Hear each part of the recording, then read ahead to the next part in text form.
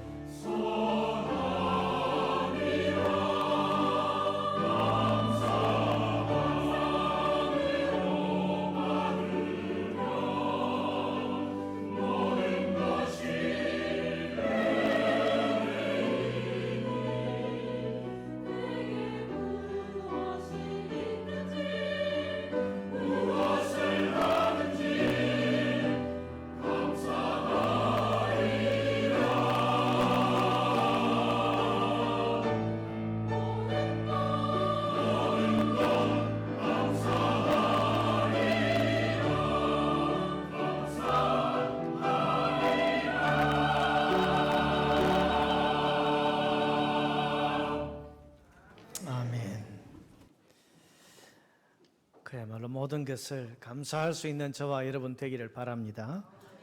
얼마 전에 좀 나이 지긋한 목사님 몇 분들이 모였을 때 제게 이걸 물어보셨습니다. 요즘 신문에 라떼 세대 하는 말이 나오는데 라떼 세대가 뭐냐 그렇게 물어보셨습니다. 라떼가 커피에 넣는 우유라는 정도로 아는데 그런 말 같지는 않고 이게 무슨 뜻이냐. 여러분 라떼 세대가 뭔지를 아십니까? 라떼 세대는 어른들이 젊은이들을 앞에 놓고서 나 때는 말이야, 나 때는 말이지로 시작하는 옛날 이야기, 아주 오래된 기성세대의 이야기를 늘어놓는 그런 것을 가리켜서 라떼 세대라고 그렇게 이야기를 합니다. 나 때는 하도 나 때는 그 말을 많이 하니까 그걸 비꼬아서 신세대가 라떼 세대라고 비꼬아서 부르는 그런 말인 겁니다. 한마디로 옛날 이야기 그만하고 옛날 이야기 듣기 싫다는 것입니다. 왜 듣기 싫은가 하면 우리는 그 시절을 살아보지도 않았고 그때와 지금 시대는 확연히 다른데 왜 지금 우리와 아무 상관없는 그 캐캐묵은 옛날 이야기를 들어야 되느냐 그런 생각인 것 같습니다. 그렇지만 여러분 그 옛날 이야기를 하는 라떼 세대에게는 그것이 캐캐묵은 옛날 이야기가 아니고 지금도 어제같이 생생한 현재의 이야기처럼 느껴지기 때문에 그 옛날 이야기를 자꾸 하는 것입니다. 그 라떼 세대들에게 잊을 수 없는 옛 이야기가 바로 보릿고개입니다. 미스터 트롯이라는 TV 프로에 정동원이라는 어린 친구가 나와서 보릿고개라는 노래를 불렀을 때 많은 사람들이 울었습니다. 그 노래를 불렀던 가수도 눈물을 흘리는 걸 보았습니다. 왜 그렇습니까? 그 시절의 아픔이 어제처럼 생생하게 느껴지기 때문입니다. 여러분 보릿고개가 뭐죠? 여기 있는 대부분의 분들은 보릿고개가 뭔지를 잘 아십니다. 보릿고개란 가을에 추수해서 거두어 놓은 쌀을 겨울 동안 먹고 봄에는 쌀이 떨어집니다. 먹을 양식이 없게 되었을 때에 그야말로 산으로 들러다니면서 풀뿌리든 나무 껍질이든 산나물이든 먹을 수 있는 건 다 캐어 먹으면서 5, 6월 보리가 익을 때까지 버텨내는 기간을 가리켜서 보릿고개 그렇게 부르죠. 그야말로 보리를 먹을 수 있기까지 무엇이든지 캐 먹으면서 무엇이든지 어떻게든지 버티면서 이 배고픈 고개를 넘어야 한다는 의미에서 옛 사람들은 보릿고개라고 그렇게 불렀던 것 같습니다. 여러분 이 보리라는 곡식은 어떤 의미에서 그렇게 환영받는 곡식은 아닙니다. 요즘에는 뭐 건강식으로 일부러 찾기도 하고 또 일부러라도 보리밥을 지어서 건강이 좋다고 지어서 먹지만은 사실은 전통적으로 보리는 환영받는 음식은 아니었습니다. 세계 어디에도 여러분 쌀이나 밀을 주식으로 하는 나라는 있어도 이 거칠고 까실까실한 보리를 주식으로 하는 나라는 없습니다. 그만큼 거칠고 딱딱하고 그야말로 입에서 굴러다니는 이 곡식을 좋아하는 그런 사람들은 별로 없는 겁니다. 그러나 먹을 게 없어서 굶주리던 춘궁기의 사람들에게 이 보리는 기다리고 기다리는 음식이고 초건 목피로 하루하루를 버티던 사람들에게는 이 보리밥 한 그릇을 실컷 먹을 수 있는 이 보리 추수의 때가 그렇게 기다려지고 바라는 그런 소망이 날이 되는 겁니다. 여러분 그게 바로 이 보리라는 곡식입니다. 거칠지만 가장 필요한 때에 가장 필요한 생명을 이어주게 하는 양식이 이 보리인 겁니다.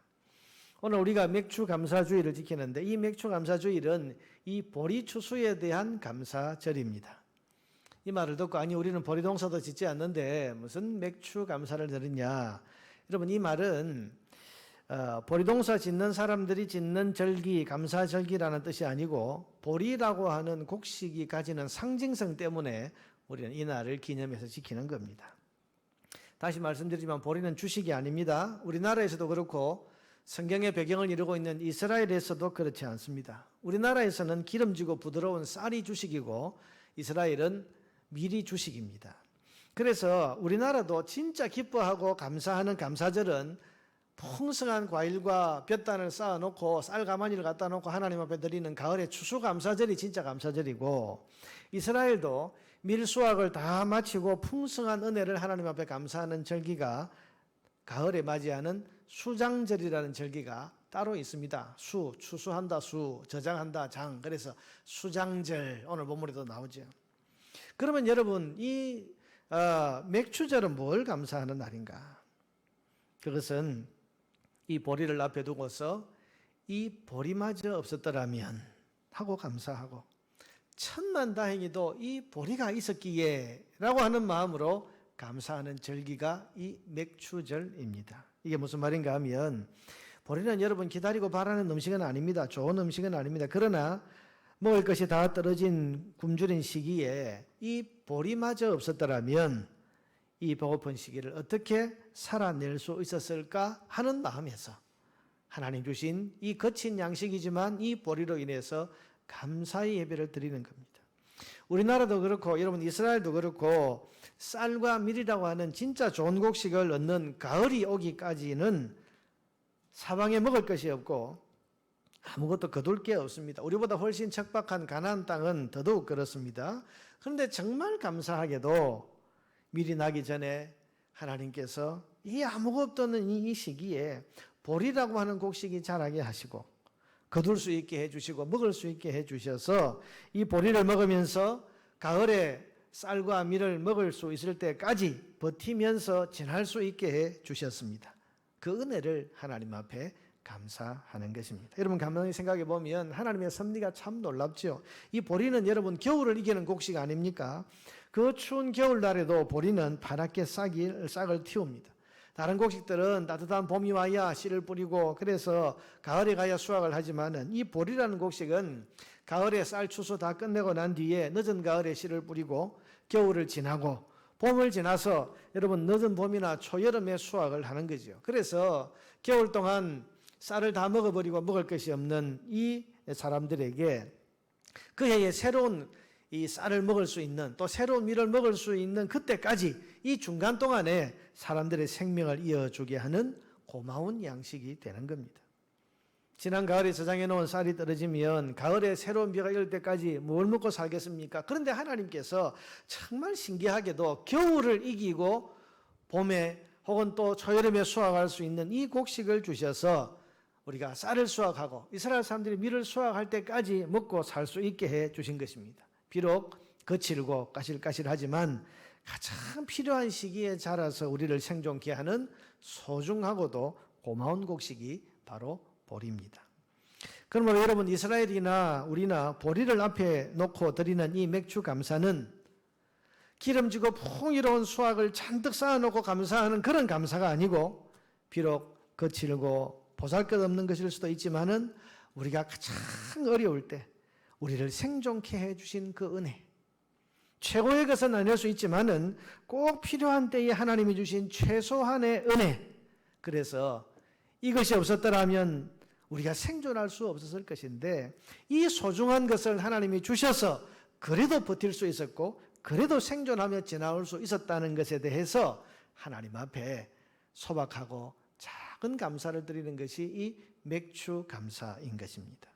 그러면 여러분 맥주절의 감사는 풍요한 것을 두고 하는 감사가 아니라 소박한 것을 붙들고 하는 감사이고 최고의 것을 받았다고 해서 드리는 감사가 아니라 최소한의 것을 주신 것에 대한 감사이고 크고 놀라운 것에 대한 감사가 아니라 작지만 소중한 은혜에 대한 감사를 드리는 것입니다.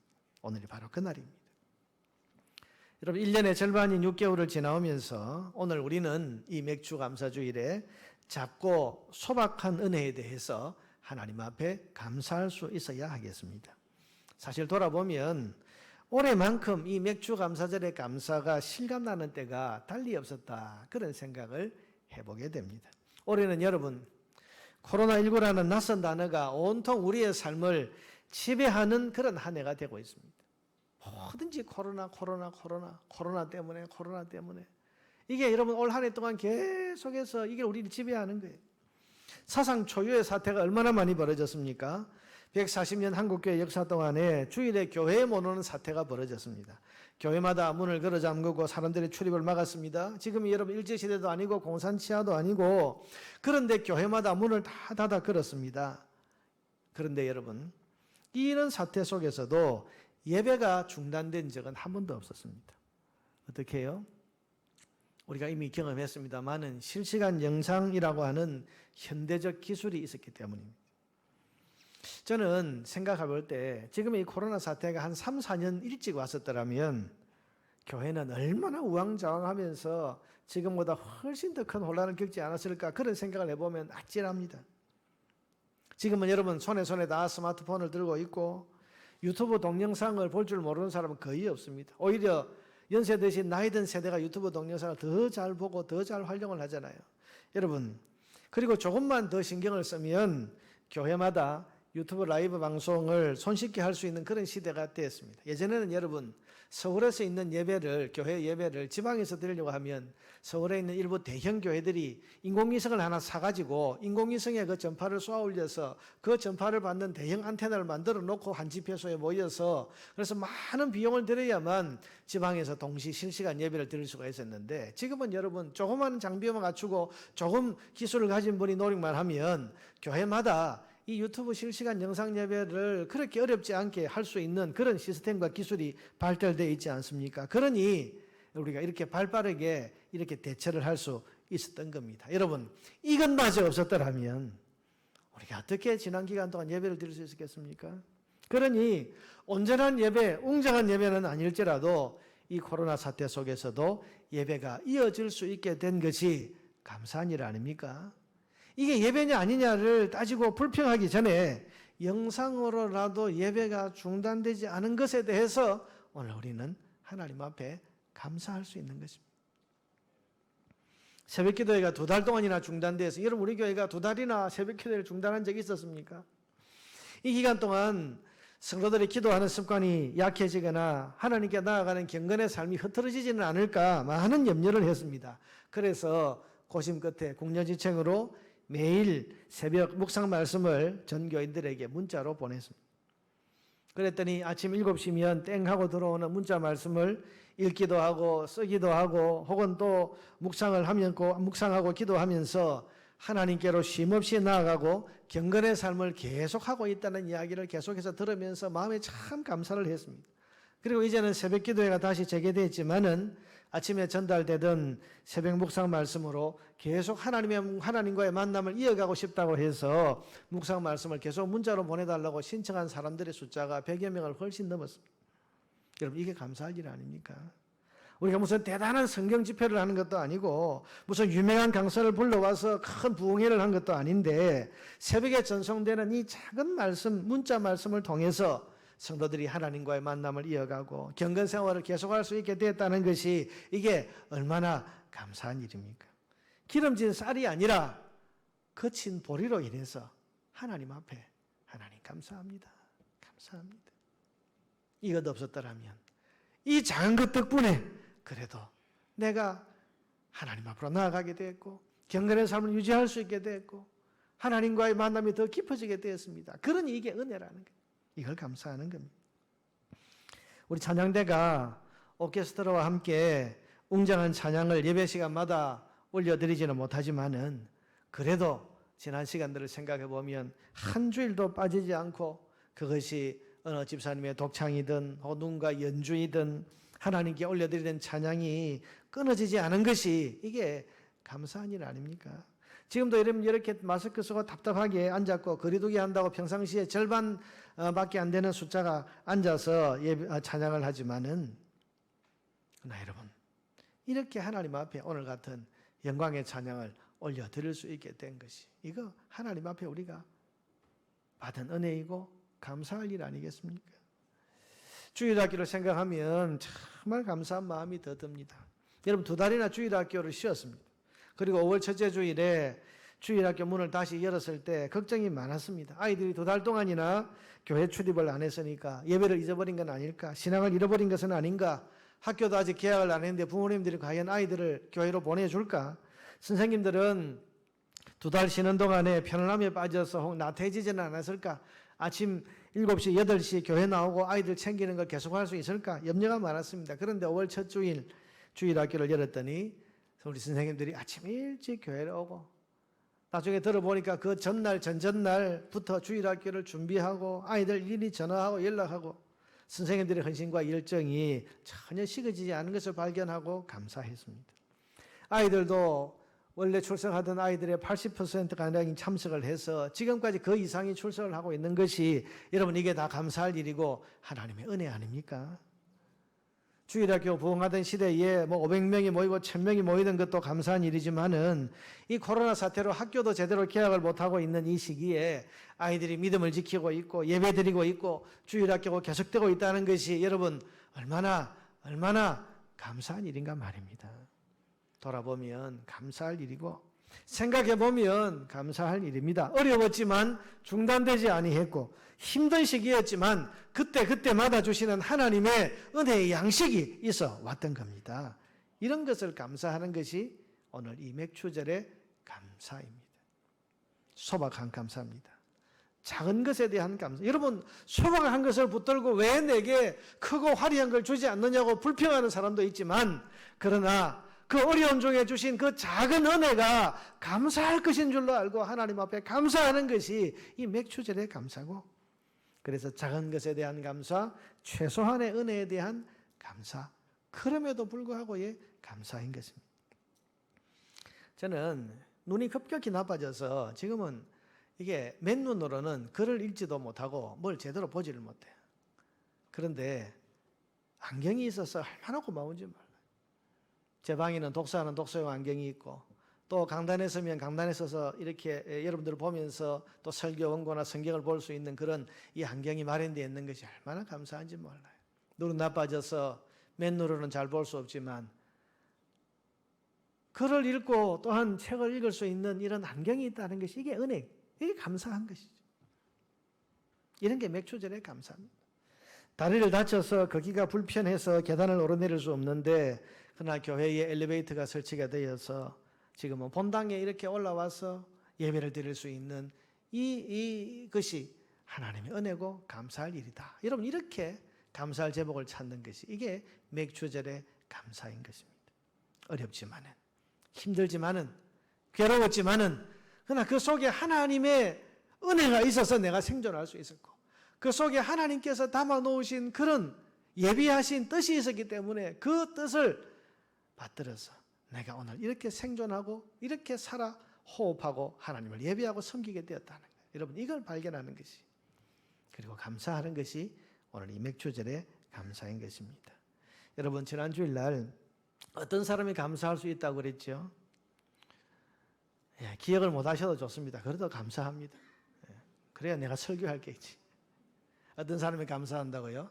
깨닫는 사람이 감사하고 고개를 끄덕끄덕 해주셔서 감사합니다. 또 어떤 사람? 믿는 사람이 감사할 수 있다고 그랬습니다. 여러분 어려움 중에서도 하나님의 은혜가 이렇게 있었구나. 이것을 깨달을 때 감사할 수 있는 것이고 괴로움 중에서도 하나님의 은혜가 그래도 끊어지지 않고 이렇게 계속 이어지고 있었구나 하는 것을 발견하고서 감사하는 것이 오늘 이 맥추절의 감사입니다.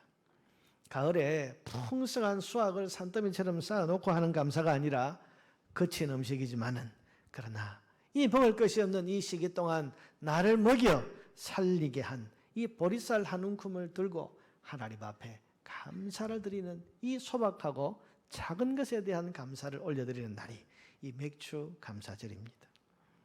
사랑하는 여러분, 하나님을 믿는 성도가 범사에 감사하며 사는 것이 우리 하나님의 뜻이라고 말씀드렸습니다. 그런데 범사에 감사하려면 범사를 네 종류로 나누어야 된다고 했지요. 첫째는 크고 특별한 일이 있고, 두 번째는 작고 평범한 일상이 있고, 세 번째는 형통하고 잘된 일이 있고, 네 번째는 불통하고 뜻대로 안 되는 역경이 있다고 했습니다. 여러분 이 네 가지 모든 경우에 다 감사할 수 있을 때 우리는 범사에 감사한다 그렇게 말할 수 있지 않겠습니까? 우리는 지금 어려운 시대를 살고 있습니다. 결코 순경이 아닙니다. 형통도 아니고요. 어렵고 어려운 역경의 때를 지금 살고 있습니다. 경제적으로도 그렇습니다. 영적으로도 그렇습니다. 사회적으로도 그렇고 우리들 한 사람 한 사람 개인적으로도 참으로 힘든 시기들을 지금 다 살아가고 있습니다. 저에게 와서 목사님 이런 기도 제목이 있습니다. 다른 사람들은 알리지 말고요. 목사님은 꼭 기도해 주세요.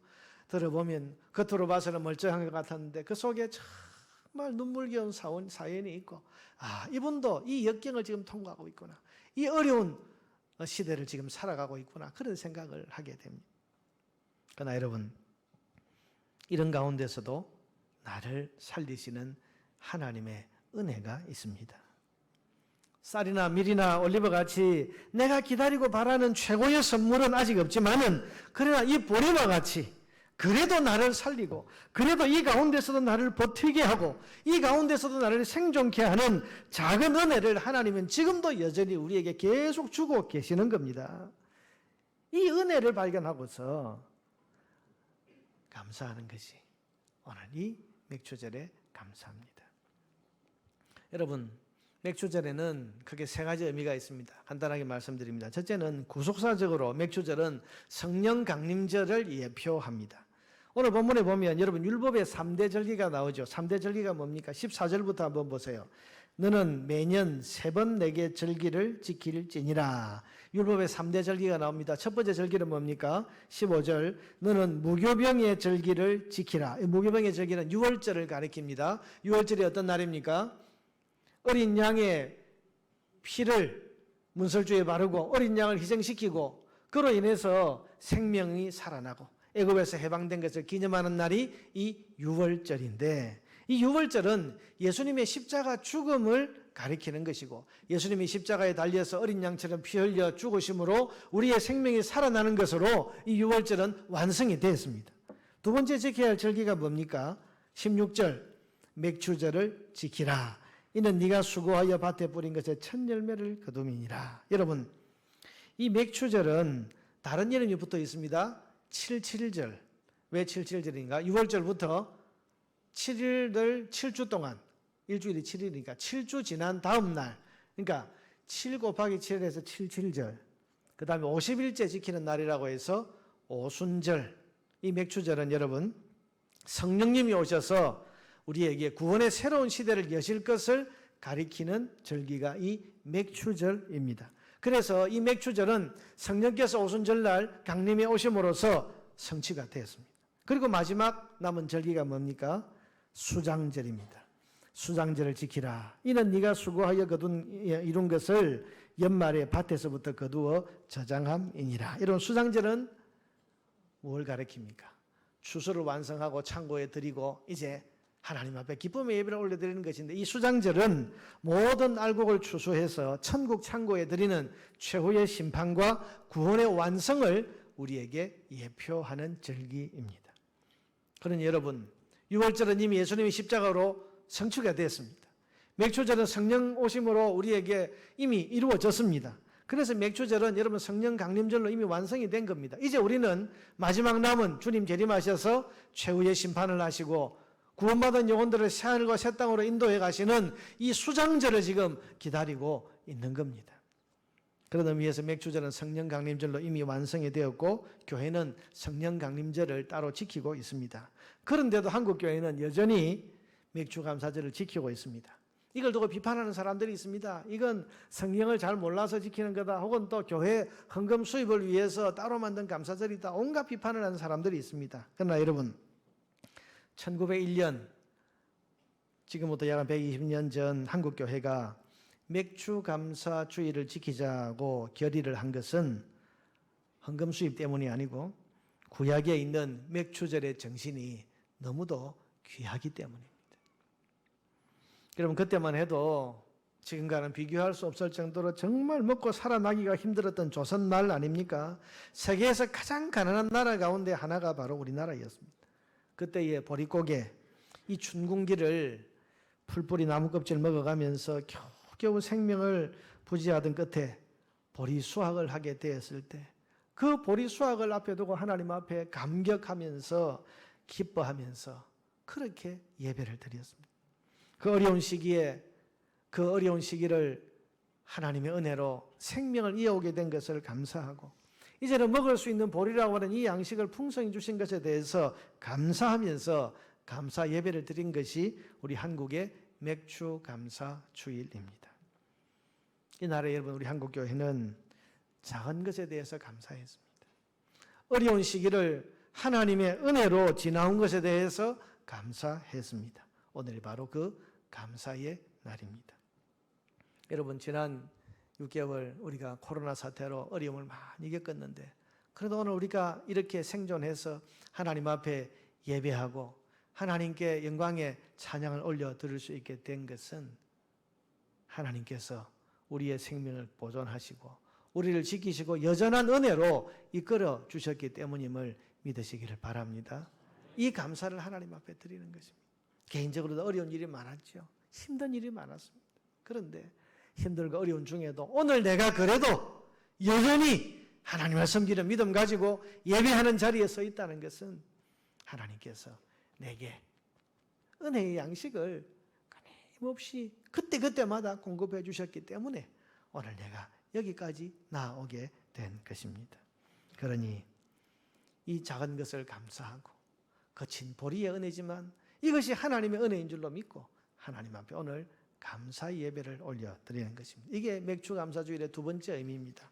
마지막 세 번째로 여러분, 이 맥추절은 희망의 시작입니다. 여러분, 구약에 이 맥추절은요, 이게 농사절기로 보면 굉장히 의미가 있는 절기입니다. 가나안 땅은 보리 추수를 끝내고 감사하는 이날부터 새로운 양식인 밀 추수를 시작합니다. 여러분, 오늘 본문에 보면 보리 추수를 끝내고 드린다고 말하지 않고 밭에 뿌린 것에 첫 열매를 거두미니라 되어 있죠. 이 첫 열매는 뭡니까? 이제부터 추수가 시작이 되는 겁니다. 새로운 추수가 바로 바라고 바라던 밀의 추수가 오늘부터 시작이 되는 겁니다. 여러분, 제가 재작년에 참 이런 말씀 드리기가 죄송합니다만은 지난주를 설교도 잘 기억 못하는 분들에게 재작년 맥추절 설교를 이야기하려니까 조금 그렇습니다만은 그 절기 때에 여러분 도표를 하나 가지고 와서 이스라엘의 그 농사 절기와 거두는 곡식에 대한 고개를 끄덕끄덕 해주신 분들 정말 감사합니다. 기억해 주셔서 그걸 보여드린 적이 있는데요. 그게 뭔가 하면 이 맥추절이 6월절부터 보리 추수가 시작이 됩니다. 6월절부터 그리고 50일 동안 보리 추수를 하고 그리고 맥추절을 맞이하면 맥추절에는 두 가지 의미가 있습니다. 보리 추수를 끝내게 돼서 보리를 먹고 살아온 것에 대한 감사가 있고 그런데 이제 맥추절부터 새로운 추수가 시작됩니다. 오늘 본문이 그 이야기를 하는 겁니다. 첫 열매를 거두었다. 이 첫 열매는 밀입니다. 이제부터 밀의 수확이 시작이 되는 겁니다. 밀은 보리와는 다릅니다. 기다려왔던 음식입니다. 이걸 지금부터 거두는 거예요. 그리고 여러분 이 밀 추수가 끝나고 나면 포도를 수확합니다.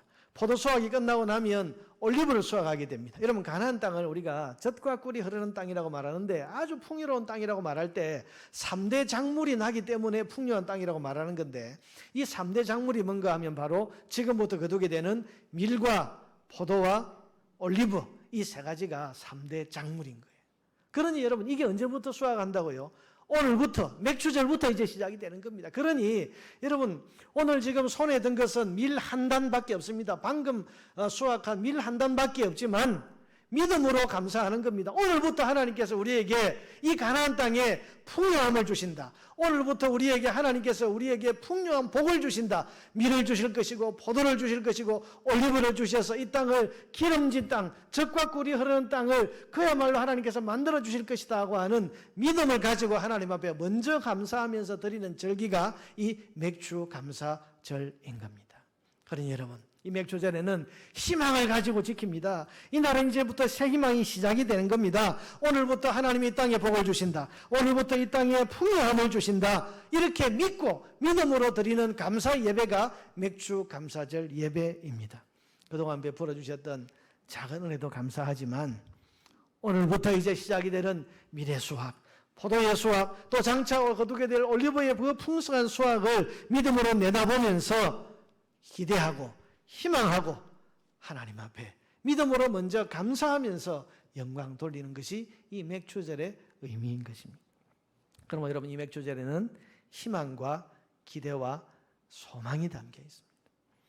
우리도 오늘 이 맥추 감사주일을 지키면서 오늘부터 믿음으로 소망하시기를 주의 이름으로 축복합니다. 오늘부터 이제 하나님께서 우리의 삶에 복을 주실 것이다. 지난 6개월 동안 힘들었지만 어려웠지만 이제 남은 하반기 동안 하나님께서 우리에게 풍성한 밀과 포도와 올리브의 그 복을 우리에게 주실 것이다. 믿음으로 하나님 바라보면서 그렇게 오늘 영광과 감사 예배를 드릴 수 있게 되기를 바랍니다. 그래서 여러분 이 맥추 감사절은요 터닝 포인트입니다. 전환점입니다. 오늘부터 하나님께서 우리를 풍요롭게 하십니다. 믿으시기를 바랍니다. 이 믿음 가지고 먼저 감사하는 거예요. 믿음으로 감사하는 절기입니다. 오늘 우리는 맥주 감사절을 맞이했습니다. 하나님께서 지금까지 베풀어 주신 작은 은혜들, 우리를 어려운 중에서도 생존케 해주신 그 은혜에 대해서 먼저 감사하고, 이 은혜가 아니었다면 이 어려운 때를 내가 어떻게 살아왔을까를 생각하면서 하나님 앞에 감사하면서 이 날을 지키시기를 바라고, 이제는 믿음으로 지키십시다.